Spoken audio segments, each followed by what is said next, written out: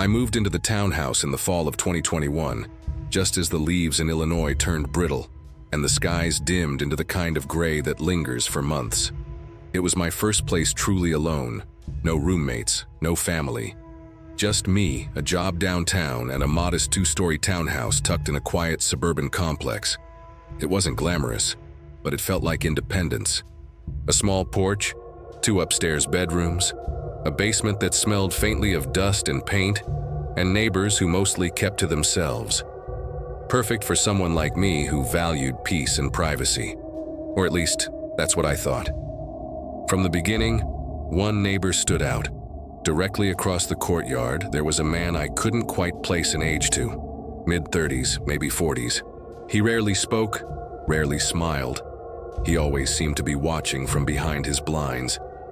If I stepped outside to get the mail or roll out the trash bin, I would catch the faint ripple of his curtain falling back into place. The first few times I brushed it off. Maybe he was just curious, maybe he didn't mean anything by it. But soon it became routine. His shadow behind glass when I returned from work. His silhouette in the upstairs window when I turned on my porch light at night. I told myself not to overthink. After all, people notice their neighbors. That's normal. But normal didn't explain what happened next. One night in December, snow pressing against the windows, I settled into bed with a book. Around midnight, I heard something. Faint at first, like the creak of wood shifting under weight. Then again, a heavier sound. Footsteps. I froze, straining my ears. They weren't inside the house, I told myself. Just outside. Maybe someone walking past. But they didn't fade. They circled, deliberate. I slipped quietly out of bed and padded to the window. The street lamp outside threw a dim halo across the snow. Everything looked still, untouched. But then I saw it.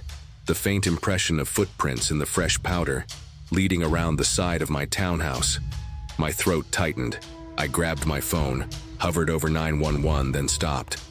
Calling the police over footprints in the snow? They'd think I was overreacting. So instead I left every light on, double-checked my locks and stayed awake until dawn.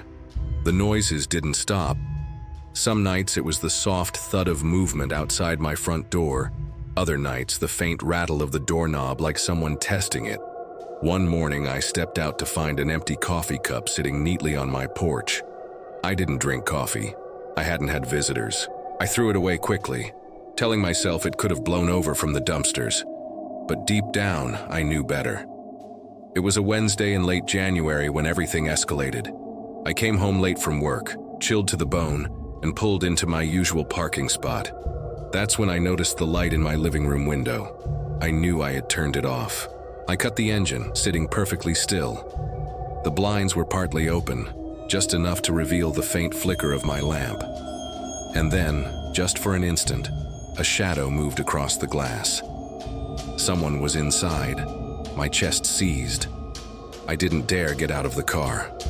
Instead, I drove around the corner, parked, and called the police with shaking hands. They arrived fast. 2 cruisers, sirens silent but lights flashing. Together, we approached the townhouse. The officers entered first, guns drawn, while I stood shivering on the sidewalk. They searched every corner, upstairs, downstairs, even the basement. Nothing. No broken locks, no signs of forced entry. The lamp was still on, though I could have sworn I had turned it off that morning. Probably just forgot, one officer said gently. I nodded, though I didn't believe it. 2 nights later, I saw him. It was nearly 2 a.m. and I was half asleep on the couch when I heard the faint squeak of my back gate. I sat up, heart pounding, and crept toward the sliding glass door. That's when I saw him. A man in a dark hoodie stood at the edge of my patio. Gloved hands pressed against the glass as if testing the lock. His face was hidden, but I could feel the weight of his stare even through the glass. I didn't breathe, didn't move. I prayed he hadn't noticed me. Suddenly, he jerked his head upward, straight toward me. I stumbled back, slammed my bedroom door, and called 911 with trembling fingers. By the time the police arrived, the patio was empty. Fresh footprints trailed off into the courtyard, leading toward the row of townhouses across from mine. The officers followed them briefly, but the trail disappeared into the icy street. They suggested I stay somewhere else for the night. I packed a small bag and drove to a friend's apartment, heart still racing. When I returned the next morning, something new waited on my porch. A piece of paper, folded neatly. With shaking hands, I opened it. "You're fun to watch." The words were scrawled in messy handwriting, pressed so hard the pen had nearly torn the paper. I called the police immediately. They took the note as evidence, asked questions, canvassed the neighbors, but no one had seen anything. The man across the courtyard denied knowing anything about it. His expression was unreadable. For weeks after, I lived in constant dread. Every creak of the house felt like a warning. Every shadow outside the window felt like him. Eventually, I broke my lease and moved out. Months later, curiosity got the better of me. I reached out to the property manager to ask if someone had rented my old townhouse. She confirmed it had been filled quickly by a young woman around my age. The manager's tone lowered. "Funny thing," she said. "She's been reporting some disturbances." My stomach dropped. "She says someone keeps leaving little things on her porch. Notes. Trash that isn't hers. She swears she's seen a man hanging around at night. It sounds a lot like what you went through." I hung up the phone with a chill that hasn't left me since. Because whoever he was, the hooded man, the stalker, the neighbor, he wasn't after the townhouse. He was after whoever lived inside. And now, it was her turn. I worked for a property preservation company in 2020. My job was simple on paper. Go out to foreclosed homes, check their condition, secure them, clean them if necessary, and document everything with photos. In reality, it was grueling. Most of the houses had been abandoned for months, sometimes years. They reeked of mold, animal droppings, stale water. You never knew what you were walking into until you crossed the threshold. That year, the pandemic had slowed everything down. Half our team was gone, either laid off or too cautious to risk driving all over upstate New York into forgotten towns and neighborhoods. So I took more jobs than usual, covering miles of back roads where GPS cut out and cell service died. It was during one of those assignments, a lonely foreclosure outside a crumbling town, that things happened I still can't explain. The address was almost an hour north of Albany, tucked off a 2-lane highway lined with dead cornfields. By November, the land felt emptied out, as if even the birds had fled. When I finally found the driveway, it was half hidden under branches and leaves. The house itself was large, at least 4 bedrooms, built sometime in the late 70s, judging by the siding. Every window was dark. A foreclosure notice was plastered to the front door. The yard was scattered with rusting lawn furniture and a swing set missing half its chains. I pulled up, killed the engine, and sat for a moment listening to the silence. No cars on the road, no dogs barking, just the whisper of wind. I had just grabbed my clipboard when my phone buzzed. The caller ID read unknown number. I hesitated, then answered. "Hello?" Silence. "Hello? Who is this?" Nothing. Just a faint hiss, like static. I hung up, shaking my head. Service out here was spotty, probably a glitch. I pocketed the phone and got to work. The front door stuck at first, then gave with a groan. The smell hit me instantly, damp, mildewy, with a hint of rot. I pulled my mask tighter and stepped inside. The living room was stripped bare except for a tattered couch against one wall. Old blinds dangled crooked from the windows. I snapped photos as I moved through. The kitchen with its yellowed linoleum. The upstairs bedrooms with peeling wallpaper. A bathroom where the mirror had cracked straight down the center. Everywhere I went, the silence pressed closer. My footsteps echoed, but the house seemed to swallow the sound instead of carrying it. I was in the hallway when it happened. A sharp trill, loud, jarring. The sound of a phone ringing. I froze. Looked down at my cell. The screen was black. No, the sound wasn't coming from my pocket. It was coming from inside the house. I followed it slowly, pulse hammering. The sound led me to a small office near the back. There, sitting on the floor like it had been waiting, was an old rotary phone. Beige, dust-caked, the kind you'd see in a thrift store. Its dial spun lazily back into place as the bell inside clamored. Ring, ring, ring. I stared, every hair on my neck lifting. The house had no power. I had already confirmed it. No lights, no heat, nothing. So why was this phone ringing? I swallowed hard, reached down and lifted the receiver. The ringing stopped. For a moment, there was only silence. Then, "Get out," a whisper, low and gravelly, right in my ear. I slammed the receiver down and staggered back, heart racing. My phone buzzed again in my pocket. Same unknown number. I yanked it out with shaking hands and declined the call, then shut the whole thing off. I should have left then. Every instinct screamed at me to. But part of my job required documenting everything. And I wasn't about to explain to my boss that I walked away because of a ghost phone.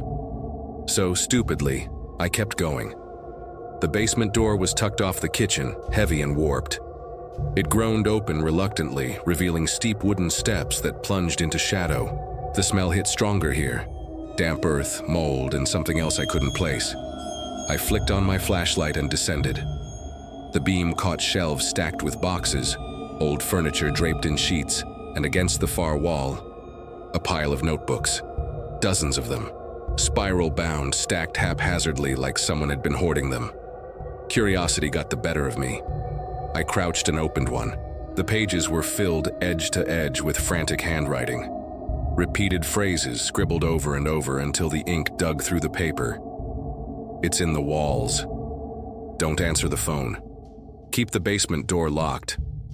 My stomach lurched. I dropped the notebook, grabbed my clipboard, and bolted back upstairs. As I reached the front hallway, my phone buzzed again. I hadn't turned it back on. But there it was, lit up in my hand. Unknown number. The ringtone blared even though I had silenced it earlier. I didn't answer. I threw it into my bag, slammed the door behind me, and didn't stop until I was back in my car with the doors locked. I sat there, breathing hard, watching the dark windows of the house. Nothing moved. Finally, I put the car in gear and drove.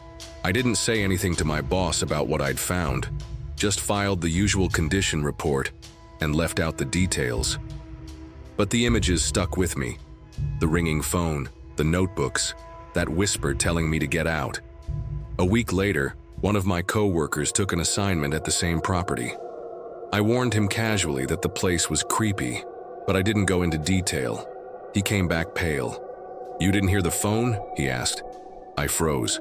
"What phone?" "The rotary in the office thing rang while I was there. I picked up, no dial tone, no nothing, just this static. Then it hung up by itself." He quit 2 days later. And me, I never went back to that house again.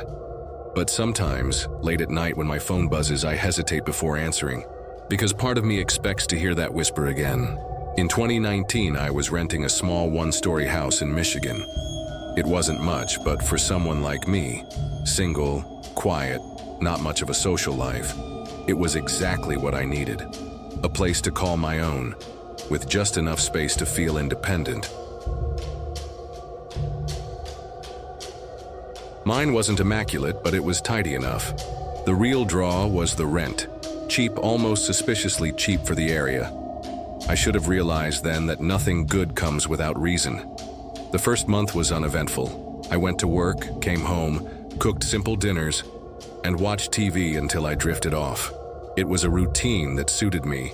But then, one night in late October, I heard something. It was around 2 a.m. The house was quiet, the streets outside deserted when a faint sound woke me. At first, I thought it was the pipes. Old houses make noises, right? But as I lay there in the dark, straining to listen, I realized it wasn't random creaking. It was rhythmic. A slow, dragging shuffle coming from below me, the basement. My chest tightened. The basement in that house wasn't one I used. It was unfinished, musty, and full of cobwebs. I kept the door locked and avoided it whenever I could. But now, lying there in bed, I swore I heard someone moving down there. I told myself it was nothing. Just the house settling, or maybe a raccoon that had gotten in somehow. I pulled the blanket tighter around me and eventually fell back asleep. But the noises kept happening. Over the next few weeks, I noticed it more. Always late at night, always when the neighborhood was still. Sometimes it was faint footsteps, Other times it was a soft scraping, like something being dragged across the cement floor. Once I even thought I heard whispering. It unnerved me. But what was I supposed to do? Call the police and tell them my basement felt weird? They'd laugh me off. So I ignored it, until my neighbor said something. One Saturday afternoon, as I was bringing groceries in, my next-door neighbor, Mr. Collins, waved me over. He was an older man, retired, with the kind of watchfulness that comes from having little else to do. "Hey," he said, lowering his voice. "You got somebody staying with you?" I blinked. "No, just me. Why?" He frowned. "Because I saw someone in your basement window last night." My stomach dropped. "What?" He nodded firmly. "Tall guy, thin. Looked like he ducked down when he realized I saw him. You should check that out." I forced a laugh, trying to play it off, but inside, panic churned. That night, I triple-checked the basement door lock. I even shoved a chair in front of it just in case. Then I lay awake for hours, listening, and I heard it. The faintest creak of movement below. Next morning, I couldn't take it anymore. I grabbed a flashlight, unlocked the basement door, and forced myself down the stairs. The smell hit me first. Damp, sour, almost metallic. The kind of smell that didn't belong in a clean, unused basement. I swept the beam of light across the space. The cement floor was mostly bare, but in the far corner, something caught my eye. A mattress. An old stained mattress lying directly on the floor. Beside it sat a pile of food wrappers, empty water bottles, and a small duffel bag. My breath caught. Someone had been living down here. I staggered back up the stairs, slammed the door shut, and called the police with trembling hands. 2 officers arrived within 20 minutes. I explained everything as they searched the basement. They came back up holding the duffel bag. Inside were a few changes of clothes, a pocket knife, and a notebook filled with scrawled handwriting. Most of it didn't make sense. Paranoid ramblings about watching the house and waiting for the right time. But what chilled me most was one page near the back. It had my name on it, and beneath it a crude sketch of me standing at the kitchen window. The officers exchanged a look and asked if I had any idea who it could be. I didn't. I didn't know anyone in Michigan beyond my co-workers and neighbors. They promised to increase patrols in the area and told me to stay somewhere else for a while if I could. I spent the next week at a friend's apartment across town. When I finally worked up the courage to return, the landlord had changed the locks and promised the basement would be dealt with. But I never shook the feeling of being watched. Every time I stood near a window, I imagined someone out there, just beyond the glass, staring in. A month later, I broke my lease and moved. I never found out who the man in my basement was, or how long he had been there before I noticed. But sometimes late at night, I wonder how many times he crept upstairs while I was asleep. How many times he stood outside my bedroom door, just listening.